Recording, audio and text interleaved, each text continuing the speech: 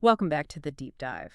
You know that feeling when you're speaking English and your vocabulary feels pretty solid, Yeah. but then things get complicated. Maybe plans change or you need to explain why something went wrong. Right. And suddenly your explanation sounds, I don't know, a bit stiff, like it's from a textbook. That's exactly the challenge. English speakers, well, we lean really heavily on these short, punchy phrasal verbs, Yeah. especially for unexpected stuff. Ah. Using just a single verb like delay or finish, it can sound a bit formal sometimes. Hmm. But use the right phrasal verb, you instantly sound more natural. Okay, so that's our mission today then. We're aiming to give you a shortcut, really, to sounding more natural when you're explaining chaos, problems, recovery, just daily life stuff. Mm. We've pulled 4 key phrasal verbs that kind of tell the story of a day that didn't go to plan. Run out of, broke down, held up, and catch up. These 4 are real workhorses Mm. in everyday chat. Yeah. Honestly, if you get comfortable with these, you'll find yourself avoiding those awkward pauses, when you're Good. trying to explain why you missed a meeting or why the kitchen's a disaster zone. Right. It's really about efficient communication and getting that conversational rhythm. I like that conversational rhythm. Okay, let's dive in. First things of chaos. Running on empty. So first up, run out of.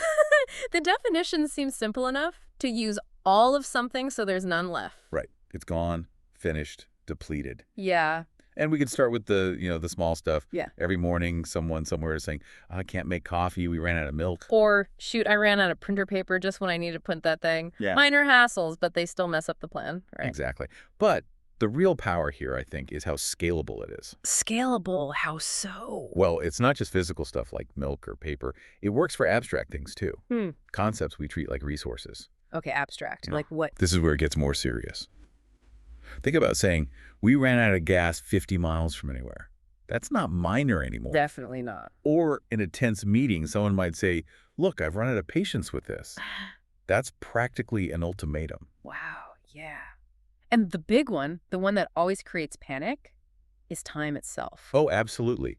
If you hear, we're running out of time on this deadline, that's an immediate call to action. Much more urgent than just saying, we have little time left. It really conveys the stress. And the structure is pretty consistent, which is helpful for learners. It's almost always run out of plus the noun, the thing that's gone. Right. We run out of something. Yeah. Think about tech examples. They're everywhere now. My phone battery is always running out. Or, my cloud storage is running out of space. So common. Okay, let me test this. Could I say something weird like, I ran out of my friend? Huh. That's a great question, actually, because it highlights the rule perfectly. No, you couldn't say that. Didn't think so. Run out of is specifically for a resource that gets used up, consumed, depleted, friends. Mm-hmm. Well, hopefully they aren't consumable resources. Okay, fair point. They might move, you might fall out, but you don't run out of them. It Yeah. really shows this phrase is about managing resources, whether they're things you can touch or ideas like time or patience. Got it.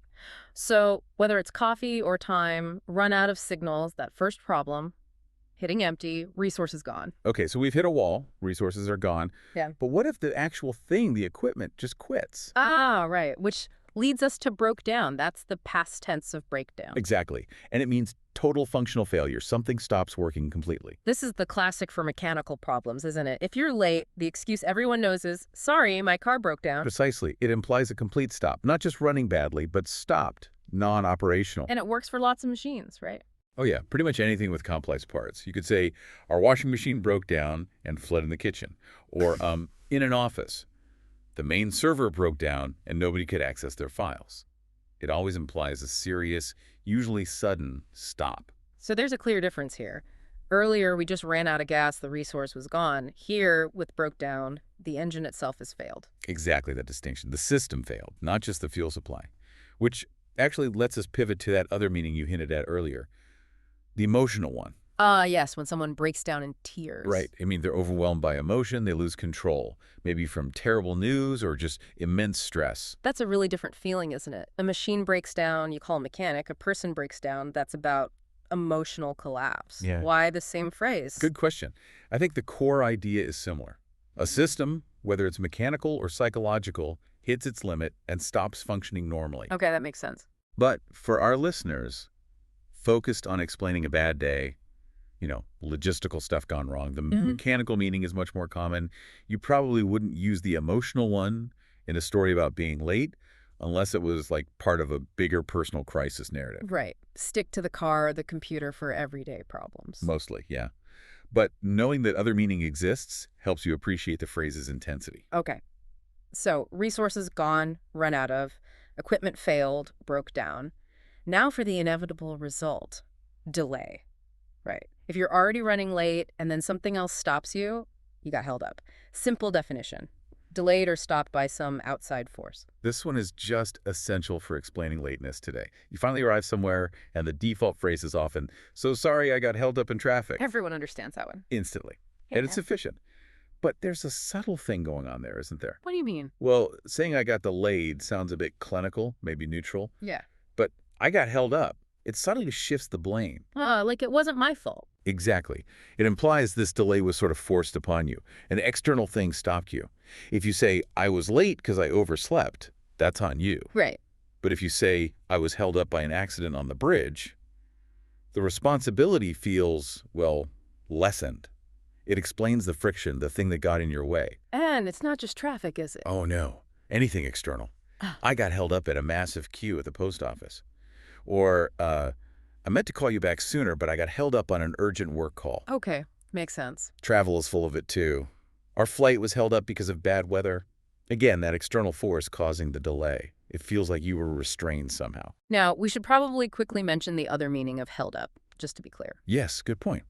It can mean robbed, like in a bank robbery, the bandits held up the stagecoach. Right. The more dramatic version. But honestly, in everyday conversation about schedules, getting places, work stuff, that robbery meaning almost never comes up.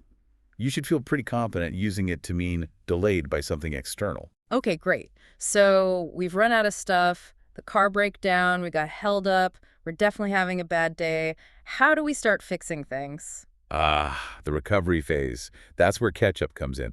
What I like about this one is it signals a mental shift, from problem mode to solution mode. Right. Getting back on track. Exactly. It means reaching the same level or position as someone or something else after you've fallen behind. This feels super relevant for work or school. If you miss classes or take time off. Your first thought is, I need to catch up on what I missed, or I need to catch up on emails. You're not just doing work, you're doing the missed work to close that gap. It's about getting back to level pegging, right?